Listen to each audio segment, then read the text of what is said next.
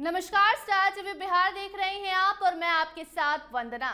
तो आखिरकार पाकिस्तान से भारत ने बदला ले ही लिया।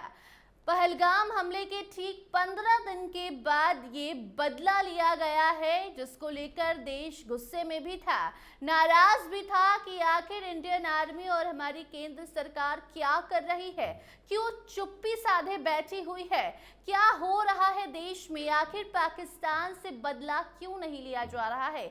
लेकिन अब इंडियन आर्मी ने जो किया है, इसकी चर्चा देशों दुनिया में हो रही है। पाकिस्तान अब बौखलाया हुआ है, रो रहा है और भय में भी है कि ये तो ट्रेलर है, आगे फिल्म अभी बाकी है। इसी मुद्दे पर हम खास बातचीत करेंगे कि आखिर ये प्लानिंग कैसे हुई, कब हुई, क्योंकि अचानक से इतना बड़ा एक्शन सरकार के द्वारा नहीं लिया जा सकता। इंडियन आर्मी ये सब कुछ बहुत दिनों से प्लान कर रही होगी, कैसे कब हुआ सब कुछ यही जानेंगे। हमारे साथ खास बातचीत करने के लिए स्टूडियो में मौजूद है हमारे सीनियर जर्नलिस्ट सरोज सर। बहुत बहुत स्वागत है सर आपका। जी बहुत धन्यवाद सर। आखिरकार पाकिस्तान से बदला ले लिया गया है, जो टेररिस्ट ठिकाने हैं उनको खत्म कर दिया गया है, पाकिस्तान को बर्बाद करने का कह सकते हैं एक पहला कदम भारत ने आगे बढ़ा लिया है। कैसे हुआ ये सब कुछ, कब से चल रही थी प्लानिंग? देखिए वंदना जी, इसमें दो तीन बातें हैं। पहले तो ये समझना पड़ेगा कि जो एयर स्ट्राइक हुआ है जी। वो उसकी प्लानिंग कैसे बनी, जो आपका सवाल भी था कि कौन कौन लोग थे इसके प्लानिंग में, कैसे बनी और कैसे इसको अंजाम दिया गया। तो पहले समझिए, अपने दर्शकों को आपको बताते हैं, आपके दर्शकों को, कि ये कोई आसान मिशन नहीं था। इजराइल को इस तरह के मिशन का एक्सपर्टीज़ माना जाता है, एक्सपर्ट है वो। टारगेट को लॉक करना फिर उसको ध्वस्त करना, ये इजराइल की एक्सपर्टीज़ है, जिसको फॉलो किया इंडिया ने। लेकिन प्लानिंग के लेवल पर जो चीज़ें हुई, जब से ये घटना हुई 22 तारीख के बाद से, और जब मधुबनी में जाके प्रधानमंत्री ने कह दिया कि हम भारत की आत्मा पर चोट पहुंची है, तो उसी दिन ये तय हो गया था कि एक बड़ी कार्रवाई अब होनी ही होनी है, समय जो लगे। तो जो समय लगा है वो प्लानिंग में लगा है, और जो प्लानिंग इतनी फुल प्रूफ बनाई गई जिसका कोई जोड़ा ही नहीं, जिसका नमूना आज आपने पूरी दुनिया ने सवाल भी पूछने लगे थे अब, और अब कहा भी जा रहा था कि लगता है इस मामले को रफा दफा कर दिया जाएगा। फिर अचानक से मॉक ड्रिल की चर्चा हो गई, जो आज होने वाली भी है, और ऐसे में अब अचानक से इतना बड़ा पाकिस्तान पर हमला करना कैसे हुआ, ये सब कुछ कब हुई प्लानिंग, क्या इसकी कोई जानकारी है? जनता का मूड, जैसा आपने खुद बताया कि पूरी जो आवाम है देश की चाहती थी कि पाकिस्तान को सबक सिखाया जाए, उससे बदला लिया जाए। प्रधानमंत्री भी यही चाहते थे। तो मीटिंग कब शुरू हुई? जब से मधुबनी में जो अनाउंसमेंट हुआ उसके बाद पहले भी मीटिंग हुई, लेकिन उस घोषणा के बाद लगातार प्रधानमंत्री ने अलग अलग लोगों से, चाहे वो NSA हो, रक्षा मंत्री हो, विदेश मंत्री हो, सेना के अधिकारी हों, लगातार बैठकों का दौर चलता रहा। कई बैठकें हुई, लेकिन सबसे निर्णायक बैठक हुई 3 तारीख को।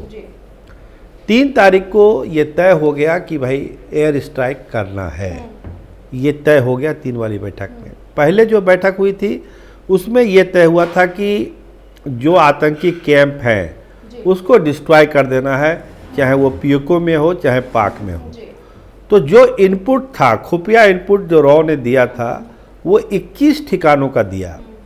उसके बाद जो बैठक हुई उसमें यह तय किया कि इतने बड़े लेवल पर बात नहीं है, जो ज़्यादा महत्वपूर्ण है, ज़्यादा परेशान करने वाले ये हैं कैंप हैं, पहले उनको सेलेक्ट किया जाए।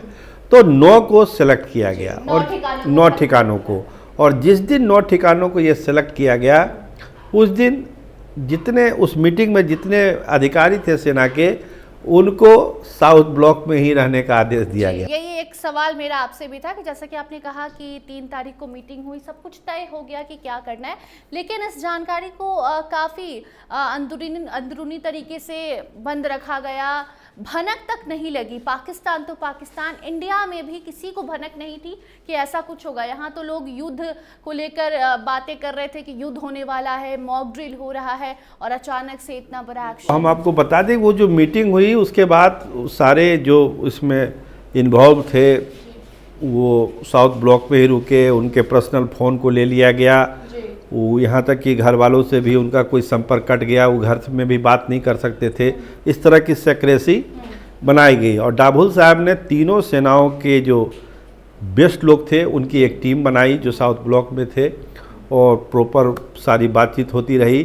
तो 3 तारीख को एक प्रपोजल लेके, फाइनल प्रपोजल लेके डाभोल साहब प्रधानमंत्री से मिलते हैं और प्रधानमंत्री से उसकी सहमति बनती है कि नहीं अब इस काम को कर देना है। और आप जान ही रहे हैं कि फिर 5 मई को एक बार सब लोग दोबारा उस पर बैठे और 5 को एक फाइनल अप्रूवल जो होता है वो फाइनल अप्रूवल दिया गया और 6 तारीख को रात में तो जो हुआ उसको पूरी दुनिया देख। मतलब बहुत सीक्रेट तरीके से इस मीटिंग को रखा, सीक्रेट प्लानिंग थी।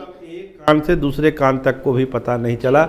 जो खास लोग हैं जो सत्ता शीर्ष पर है, प्रधानमंत्री हो गए, डाभोल साहब हो गए, रक्षा मंत्री हो गए, यही 5-6 लोगों की टीम को सारा प्लान पता था। अब बाकी लोग तो जो थे उस साउथ ब्लॉक में थे ही जो जी, कानो कान किसी को भनक तक नहीं लगी कि इतना बड़ा कि एक्शन इतना सेंसिटिव मामला ये सब होता है।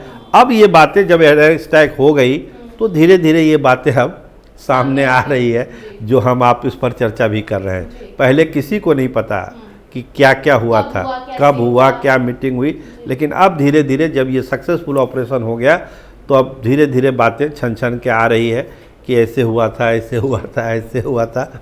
लोग उसको बता रहे हैं, जिसके पास जो जानकारी है लोग बता रहे हैं। जी, एक सवाल और है कि जैसे कि अभी तक 9 ठिकानों को ख़त्म किया गया है, मतलब तबाही आ गई है पाकिस्तान में, बस 9 ठिकाने ख़त्म हुए हैं।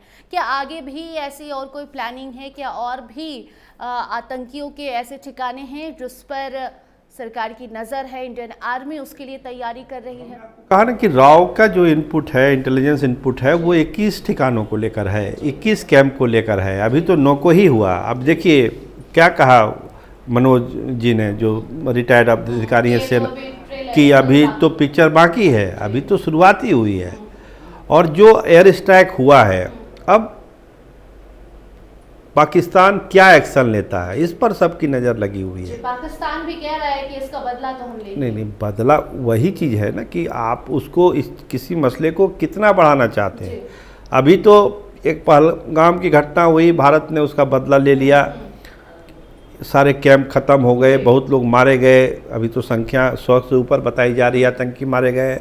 तो ये कहानी तो भारत ने अपनी तरफ से कर दी। इसके बाद जवाबी कार्रवाई क्या पाकिस्तान करता है इस पर सारी चीज़ें निर्भर करेगी। अगर पाकिस्तान कोई हरकत करता है, कोई दुस्साहस करता है, तो नो डाउट फिर हमको नहीं लगता है कि पाकिस्तान नाम की कोई चीज़ इस दुनिया में बचेगी। क्योंकि जो तैयारी है भारतीय सेना की और जो संकल्प है नरेंद्र मोदी का, उसको देखकर तो ये नहीं लगता है कि अच्छा, युद्ध को लेकर भी लोग काफ़ी कंफ्यूजन में जी रहे हैं कि मॉक ड्रिल जो हो रहा है आज, इसका क्या असर होगा? क्या सच में युद्ध की तैयारी हो रही है? क्या ऐसा हो सकता है, मतलब पॉसिबल? जब कोई युद्ध जैसी स्थिति होती है तो बहुत सारे प्रिकॉशनरी मेजर लिए जाते हैं। अब जब महामारी आई थी कोविड की तो कितना प्रिकॉशनरी मेजर लोग ले रहे थे, मास्क लगा रहे थे, बाहर नहीं जा रहे थे, डिस्टेंस बना के रख रहे थे। तो ये तो नॉर्म्स है। तो युद्ध में भी एक तरह का होता है कि भाई आपको जब युद्ध की स्थिति आए तो आपको कैसे बिहेव करना है, कहाँ बैठना है, कहाँ छुपना है, क्या क्या घर में रखना है। तो ये तो एक सामान्य प्रैक्टिस है। बार बार आप भी कल बता रही थी कि इसमें बहुत पैनिक होने की ज़रूरत नहीं है। तो सामान्य प्रोटोकॉल है, इसको सब लोग को जानना चाहिए, सब आदमी को इसको समझना चाहिए। तो बस वही है मॉक ड्रिल। लेकिन सीमा पर जो तनाव है और जिस तरह से फाइटर प्लेन गरज रहे हैं दोनों तरफ से, अगर कोई भी दुस्साहस पाकिस्तान करेगा तो इस बार उसको बहुत महंगा पड़ने वाला है, वो आसानी से छूटने वाला नहीं है। जी, बहुत बहुत धन्यवाद सर आपका। तो देखिए, जैसा कि सर ने बताया भी कि कैसे, कब और कहां, किस तरीके से ये सारी प्लानिंग की गई और इस प्लानिंग के बाद जो अधिकारी उसमें शामिल थे, जब ये सीक्रेट मीटिंग हो रही थी, जब प्लान किया जा रहा था कि किस तरीके से पाकिस्तान को बर्बाद किया जाए, पाकिस्तान से बदला लिया जाए, जिससे गुस्से की आग में पूरा देश भारत जल रहा था, उस गुस्से को कैसे ठंडा किया जाए, इस बात की जब प्लानिंग हुई उसके बाद जितने भी अधिकारी थे उन्हें साउथ ब्लॉक में रख लिया गया, उन्हें किसी से कांटेक्ट नहीं करने दिया गया और उसका नतीजा आपने देखा कि आज देश में जश्न का माहौल है। हालांकि अभी भी लोग कह रहे हैं कि अगर पाकिस्तान एक भी कदम आगे बढ़ाता है तो उसे बर्बाद कर देना है। पाकिस्तान का कोई नामो निशान भी लोग देखना अब नहीं चाहते हैं। बाकी इन मुद्दों पर आपकी क्या राय है, कमेंट सेक्शन में जरूर बताइए। देखते रहिए स्टार टीवी बिहार। धन्यवाद।